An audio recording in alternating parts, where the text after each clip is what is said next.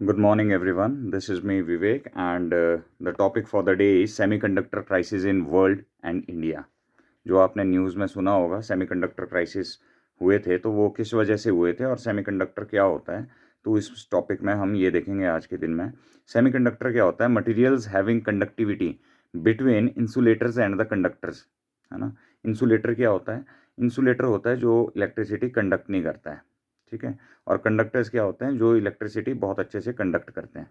तो सेमीकंडक्टर्स क्या होता है? जो उसके बीच में लाया करते हैं ना, वो ज़्यादा जिनको रेगुलेट कर सकते हैं, जिन मटेरियल से आप रेगुलेट कर सकते हैं द फ्लो ऑफ इलेक्ट्रॉन्स या फिर फ्लो ऑफ इलेक्ट्रिसिटी आप बोल सकते हैं, है ना। और सब्सटेंस दैट कैन रेगुलेट, कम ज़्यादा, है ना, regulate the flow of electricity is known as semiconductors, ठीक है। Semiconductors are building blocks of transistors. Transistors क्या होता है? जैसे माइक्रोचिप्स, है ना, टू प्रोसेस डाटा। तो माइक्रोचिप्स जो आपका होता है ये किससे बनता है? सेमीकंडक्टर से, है ना।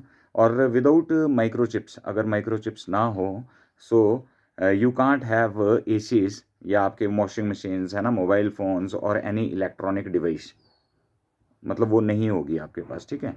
अगर आपके पास माइक्रोचिप नहीं है तो। और माइक्रोचिप किससे बनेगी? ये बनेगी आपकी सेमीकंडक्टर से, ठीक है। Batteries depends on semiconductor technology. जो आपकी बैटरीज है वो भी आपकी सेमीकंडक्टर टेक्नोलॉजी पर वर्क करती हैं। India is importing every year $50 billion of electronic components. जो इंडिया है, इंडिया आपका $50 billion of electronic components import करता है ना। जो भी इलेक्ट्रॉनिक्स का सामान आता है उसमें जो इलेक्ट्रॉनिक कंपोनेंट्स होते हैं उसका जो 50% है वो इंडिया इंपोर्ट करता है ना। $50 बिलियन का जो इलेक्ट्रॉनिक कंपोनेंट है वो इंडिया इंपोर्ट करता है बाहर से, है ना। बाहर के देश से इंडिया में लाया जाता है। Semiconductor is only possible with the help of silicon and germanium. जो सेमीकंडक्टर है, it is only possible with the help of silicon and germanium. Silicon India में अवेलेबल है, बट जो सिलिकॉन मैन्युफैक्चरिंग है it is very very tough, है ना, इसलिए हम उसे बना नहीं पाते इंडिया में, ठीक है। जो आपका semiconductor manufacturing it is very very tough. अब हम देखते हैं कि why it is very tough, है ना। Because it is only possible with fab foundry. Fab foundry क्या है? एक यूनिक तरह की मैन्युफैक्चरिंग टेक्निक है, मैन्युफैक्चरिंग प्रोसेस है। तो फैब फाउंड्री कहते हैं उसे, फैब फाउंड्री कहते हैं उसे। तो वो अलग तरह की मैन्युफैक्चरिंग प्रोसेस है और वो इंडिया में पॉसिबल नहीं है एट प्रेजेंट, ठीक है। और clean water is required. Clean water भी इंडिया में एक स्कार्स कमोडिटी है, आपका नहीं मिल सकता है क्लीन वाटर इंडिया में, काफ़ी कम है, इसकी स्कार्सिटी है इंडिया में, है ना, कमी है इसकी इंडिया में। तो ये भी एक रीज़न है कि क्लीन वाटर भी इसकी मैन्युफैक्चरिंग के लिए रिक्वायर्ड रहता है, तो वो भी इंडिया में नहीं है ना। Clean water is also not available in India. और इसके लिए क्या है कि हाईली स्किल्ड लेबर चाहिए। हाईली स्किल्ड लेबर से मतलब है कि आपका वो स्किलफुल होना चाहिए, आपका जो लेबरर है वो स्किलफुल होना चाहिए, उसको पता होना चाहिए कि कैसे इसको करना है ना। तो वो भी इंडिया में नहीं है। वो कहाँ है? वो बाहर के देशों में है, बाहर की कंट्रीज़ में है, जहाँ पर आपके चाइना, ताइवान वगैरह, ये जापान वगैरह, जहाँ से हम इंपोर्ट करके इंडिया में लाते हैं। Why semiconductor crisis all over the world? क्यों हुए थे सेमीकंडक्टर क्राइसिस? एक तो कोविड-19 की वजह से हुए थे, है ना। एक तो ऑफिस फ्रॉम होम हो गया था, है ना, वर्क फ्रॉम होम हो गया था। तो उसमें क्या था कि आपकी जो सेल ऑफ लैपटॉप्स वगैरह थी वो बढ़ चुकी थी, है ना।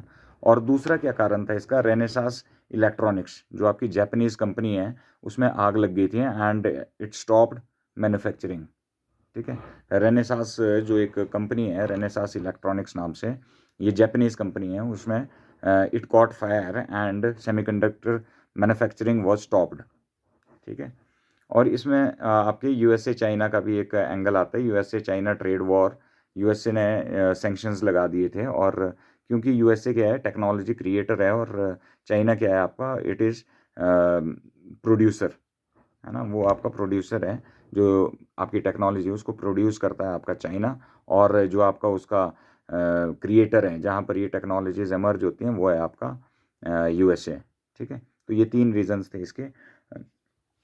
क्या रीजंस थे हमने जो देखे? कोविड-19 एक तो, है ना, कि उसमें वर्क फ्रॉम होम हुआ और आपकी लैपटॉप्स की सेल जो है वो इंक्रीज़ हो गई, ठीक है। उसकी वजह से भी सेमीकंडक्टर क्राइसिस हुए, क्योंकि सेमीकंडक्टर ही उसमें यूज़ होगा आपके माइक्रोचिप्स में।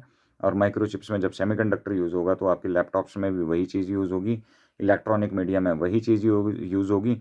तो फिर वर्क फ्रॉम होम भी हुआ और उसमें आपकी इलेक्ट्रॉनिक डिवाइसेस की जो सेल और परचेज था वो बढ़ चुका था, ठीक है।